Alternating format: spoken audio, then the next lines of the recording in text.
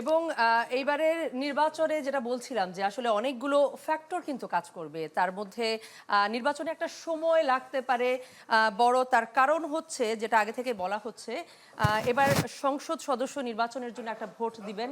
সেই সাথে গণভোটে হ্যাঁ বা না ভোট দিতে হবে এবং ওই প্রেক্ষাপটেই একই সাথে আসলে পোস্টাল ব্যালটেও ভোট দেওয়ার ব্যবস্থা যেহেতু এবার হয়েছে, সব মিলে এই দুটি ভোট আসলে একজন ভোটার ভোট কেন্দ্রে গিয়ে দিবেন এবং সেটার ভোট কেন্দ্রে যখন তিনি একই বক্সে কিন্তু স্বচ্ছ ব্যালট বাক্সে সেই তিনি ভোট দেবেন এবং তারপরে আসলে ওগুলো আলাদা করে গোনা হবে, সেটার জন্য একটা লম্বা সময়ের ব্যাপার আছে। আমরা দর্শক এই মুহূর্তে আমরা ভোটের পর্যবেক্ষণ যারা মাঠে আছেন, আমাদের মাঠের সাংবাদিক, তাদের সাথে আসলে কথা বলতে চাই। আমাদের সঙ্গে যুক্ত আছেন সহকর্মী আশিকিন প্রিন্স। প্রিন্স, আপনি তো এই পুরো সময়টা ধরে নির্বাচনে সংবাদ সংগ্রহ করছেন, পর্যবেক্ষণ করছেন, সব মিলে এবারের নির্বাচনে আপনার মনে হচ্ছে কোন দল জিতবে, সেক্ষেত্রে আসলে কোন বিষয়গুলো গুরুত্ব পাবে, বিশেষ করে সুইং ভোটাররা সিদ্ধান্ত নেওয়ার ক্ষেত্রে কোন বিষয়গুলোকে সবচেয়ে বেশি বিবেচনায় রাখবেন? ধন্যবাদ কণা। আপনাকে জানিয়ে রাখি যে আসলে ২০২৪ সালে ৫ আগস্ট পরবর্তী পর্যায়ে কিন্তু নির্বাচনটি হচ্ছে এবং এই নির্বাচনটি বিভিন্ন কারণে কিন্তু একটি ভিন্ন আমেজ পেয়েছে। কারণ আপনি জানেন যে এবারই কিন্তু প্রথমবারের মতো বিস্তৃত পরিসরে দেশ থেকে এবং দেশের বাইরে থেকে ভোটাররা পোস্টাল ব্যালটে ভোটদান করেছেন।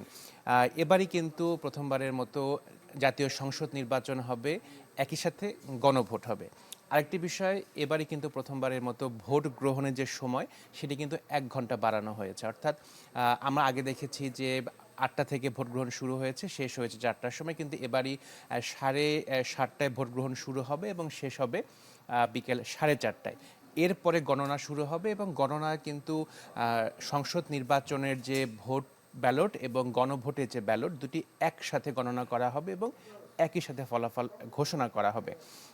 আপনাকে জানিয়ে রাখি যে গতকাল জাতির উদ্দেশ্যে প্রধান উপদেষ্টা ভাষণ দিয়েছেন এবং সেখানে কিন্তু ভোটারদের ভোট কেন্দ্রে এসে, নির্ভয়ে ভোট কেন্দ্রে এসে ভোট দেওয়ার আহ্বান জানিয়েছেন এবং তিনি বলেছেন যে নির্বাচনের জন্য সব রকমের প্রস্তুতি সরকারের পক্ষ থেকে গ্রহণ করা হয়েছে এবং তিনি বলেছেন যে নিরাপত্তার জন্য বিপুল পরিমাণ আইনশৃঙ্খলার সদস্যরা মোতায়েন থাকবেন। এরই মধ্যে তারা টহল দিচ্ছেন কোনো রকমের যাতে অপ্রীতিকর ঘটনা না ঘটে। একই সাথে এক্সিকিউটিভ ম্যাজিস্ট্রেট রয়েছে, একই সাথে জুডিশিয়াল ম্যাজিস্ট্রেট রয়েছে, একই সাথে ড্রোনের ব্যবস্থা রয়েছে। তো এত ব্যবস্থা নেওয়া হয়েছে, সে কারণে প্রধান উপদেষ্টা সবাইকে ভোট কেন্দ্রে এসে ভোট দেওয়ার আহ্বান জানিয়েছেন। একই সাথে তিনি কিন্তু একটি হুঁশিয়ারি উচ্চারণ করেছেন এবং তিনি বলেছেন যে কেউ যদি ভোট কেন্দ্রে প্রভাব বিস্তার করতে চায়, বিশৃঙ্খল পরিস্থিতি তৈরি করতে চায়, রাষ্ট্র কিন্তু এই আচরণগুলো সহ্য করবে না। অর্থাৎ রাষ্ট্র বা আইনশৃঙ্খলা বাহিনী প্রয়োজনীয় সব রকমের ব্যবস্থা গ্রহণ করবে।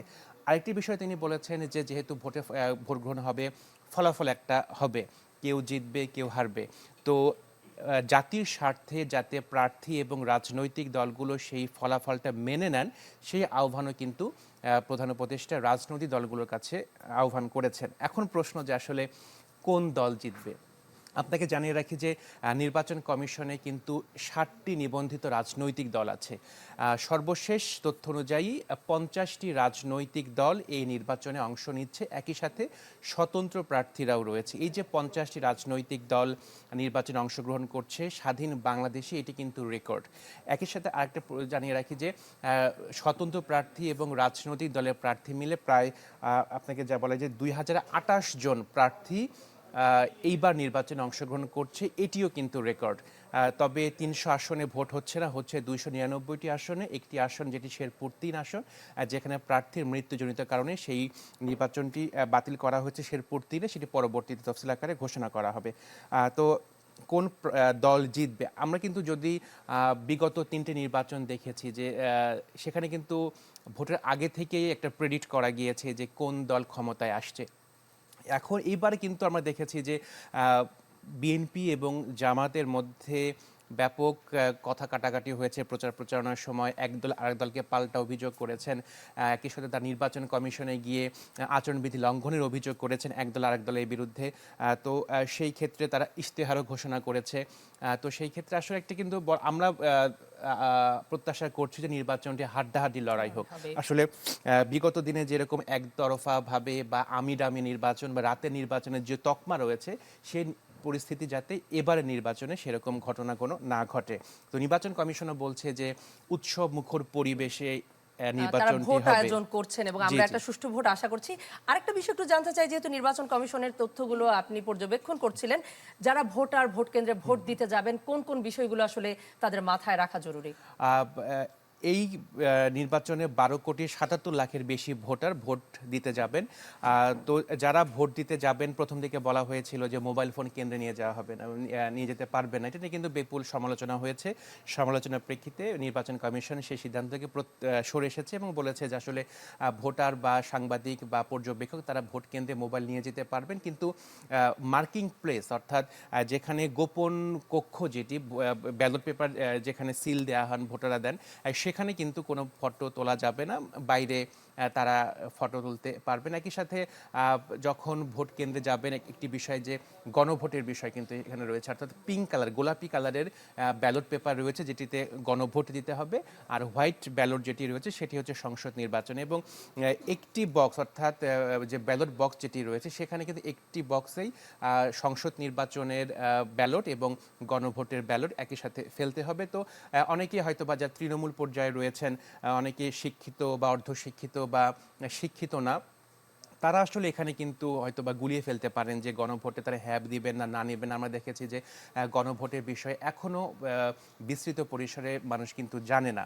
তো সেই ক্ষেত্রে রাজনৈতিক দল এবং সরকারের পক্ষ থেকে প্রচারণ চালানো হয়েছে, যদিও প্রশ্ন থেকে গেছে যে আদৌ তারা সেই গণভোটের প্রশ্নগুলো, গণভোটে কি কি আছে সেটি বুঝতে পেরেছেন কিনা। তো আসলে যখন ভোট গ্রহণ হবে গণভোটের এবং ফলাফল হবে, তখন আসলে বোঝা যাবে যে আসলেই জনগণ গণভোটের যে প্রশ্নগুলো ছিল সেই প্রশ্ন তারা কি উত্তরটা দিলেন। এবং দুটো ভোটই সম্ভবত একই বাক্সে ফেলা হবে, পরবর্তীতে আলাদা করা হবে।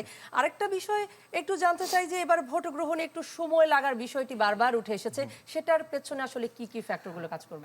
বিষয়টা হলো এর আগে সংসদ নির্বাচনে যে 12টি সংসদ নির্বাচন হয়েছে সেখানে কিন্তু একটি ব্যালটে ভোট দিতে হয়েছে, অর্থাৎ সংসদ নির্বাচনের ব্যালটে ভোট দিতে হয়েছে। এখন কিন্তু আসলে দুটি ব্যালটে ভোট দিতে হবে, একটি হচ্ছে গণভোটের ব্যালট, একটি হচ্ছে সংসদ নির্বাচনের ব্যালট।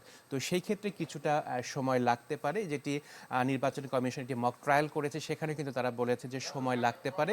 এর পুরো ভিত্তি করে কিন্তু 1 ঘন্টা ভোট গ্রহণের সময় বাড়ানো হয়েছে এবং ভোট কাউন্ট হবে, ভোট কাউন্টেও হয়তো বা সময় লাগবে, যদিও নির্বাচন কমিশনের পক্ষ থেকে বলা হয়েছে যত দ্রুত সম্ভব তারা ফলাফলটি ডিক্লেয়ার করবেন, সরকারি গেজেটের মাধ্যমে তারা প্রকাশ করবেন। এরপরে নবনির্বাচিতরা শপথ গ্রহণ করবেন এবং তারা পরবর্তীতে গভর্নমেন্ট ফর্ম করবেন। এবং এই খবরগুলো আসলে আমরা আপনার মাধ্যমে জানবো আরো যে ভোটের যে খবরগুলো সেগুলোতে আসলে ভোটের মাঠে প্রিন্স আপনার সাথে দেখা হবে। আশিকিন প্রিন্স আমাদের সঙ্গে যুক্ত হয়েছিলেন, সহকর্মী জানাচ্ছিলেন যে নির্বাচন কমিশন এইবারের ভোটকে কেন্দ্র করে তারা যেই উদ্যোগগুলো নিয়েছে, নিরাপত্তা থেকে শুরু করে ভোট কেন্দ্রে যে নীতিমালাগুলো দিয়েছেন, নির্দেশনাগুলো দিয়েছেন ভোটারদের জন্য, সেই বিষয়গুলোকেই আসলে তিনি জানাচ্ছিলেন। এবং এবার 299টি আসনে কিন্তু ভোট হচ্ছে, 50টি প্রতীক থাকছে ভোটারদের জন্য। আসলে একটা বহুল কাঙ্ক্ষিত একটা সময় আতিক, যে প্রত্যাশিত নির্বাচন সেটি অনুষ্ঠিত হতে যাচ্ছে, পছন্দের প্রতীক তারা বেছে নেবে।